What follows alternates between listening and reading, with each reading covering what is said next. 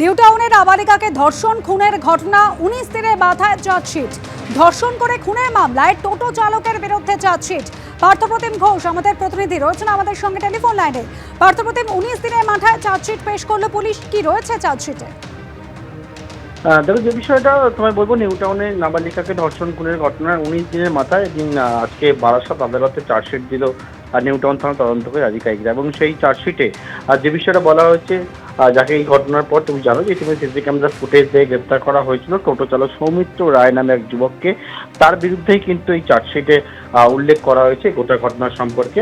এবং পুলিশের তরফ থেকে যেটা বলা হচ্ছে যে চার্জশিট তারা 19 দিনের মাথায় দিলে এবং কাস্টডি ট্রায়ালের মাধ্যমে যাতে আগামী দিনে দ্রুত এই মামলা নিষ্পত্তি করা যায় সেই চেষ্টায় কিন্তু করা হচ্ছে। এবং সেই জন্যই সমস্ত দিক খতিয়ে দেখে এবং ফরেন্সিক এভিডেন্স বিভিন্ন সেসব খতিয়ে দেখে আজকে চার্জশিট জমা দিল তদন্তকারী আধিকারিকরা।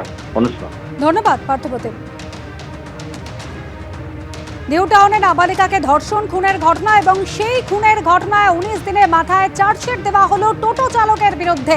খুনের মামলায় অভিযুক্ত ছিল টোটো চালক, তার বিরুদ্ধে 19 দিনের মাথায় বারাসত কোর্টে চার্জশিট পেশ করলো পুলিশ।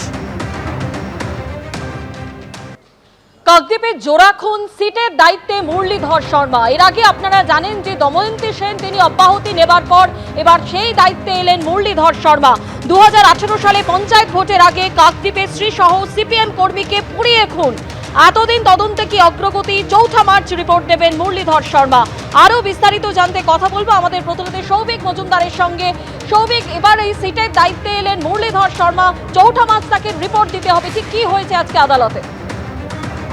দেখো, প্রথমেই তোমাকে বলবো যে মুরলীধর শর্মাকে কলকাতা হাইকোর্টের তরফ থেকেই এই সিটের দায়িত্ব দেওয়া হচ্ছে এবং 2023 সালে এই সিট গঠিত হয়। এবং সিট যখন গঠিত হয় তখন তার নেতৃত্বে ছিলেন দময়ন্তী সেন, কিন্তু সাম্প্রতিক সময় দময়ন্তী সেন তিনি শারীরিক কারণে এই সিটের দায়িত্ব থেকে অব্যাহতি চান এবং কলকাতা হাইকোর্ট থেকে অব্যাহতি নেন। তারপরেই কিন্তু মুরলীধর শর্মাকে এই সিটের দায়িত্ব দেওয়া হয় এবং কলকাতা হাইকোর্টের তরফে আজকে বলা হয়েছে যে আগামী 4 মার্চের মধ্যে তাকে রিপোর্ট দিতে হবে এবং সেই রিপোর্ট দিয়ে তাকে বলতে হবে যে তিনি সমস্ত রকম যে ডকুমেন্টগুলো ছিল সেই ডকুমেন্টগুলি পেয়েছেন কিনা। এছাড়াও এখনো পর্যন্ত এই ইনভেস্টিগেশনের ক্ষেত্রে কি কি অগ্রগতি হয়েছে সেটাও তাকে রিপোর্ট দিয়ে বলতে হবে।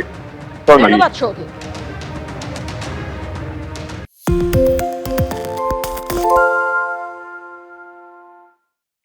সত্য অন্তহীন, সত্যের খোঁজও তাই, সত্য সন্ধানে তাই আমরা অক্লান্ত, অকুতভয়। এবিপি আনন্দ নতুন ভাবনার প্রতীক, যা মনে মুক্ত, তথ্যে যুক্ত এবং যাবতীয় সীমানার বাঁধন থেকে মুক্ত। সীমা না শব্দটির মধ্যে লুকিয়ে আছে মানা শব্দটি, যেন চোখ রাঙানি এক অদৃশ্য বেড়াজাল, যা আটকে রাখে আমাদের এক ছোট্ট গণ্ডির মধ্যে। একমাত্র সঠিক খবরই গড়ে তুলবে এক মুক্ত সমাজ। সেই জগৎ গড়ার লক্ষ্যে কোনো সীমানার ঠুকুটি আমরা মানব না। এবিপি আনন্দ এগিয়ে থাকে, এগিয়ে রাখে।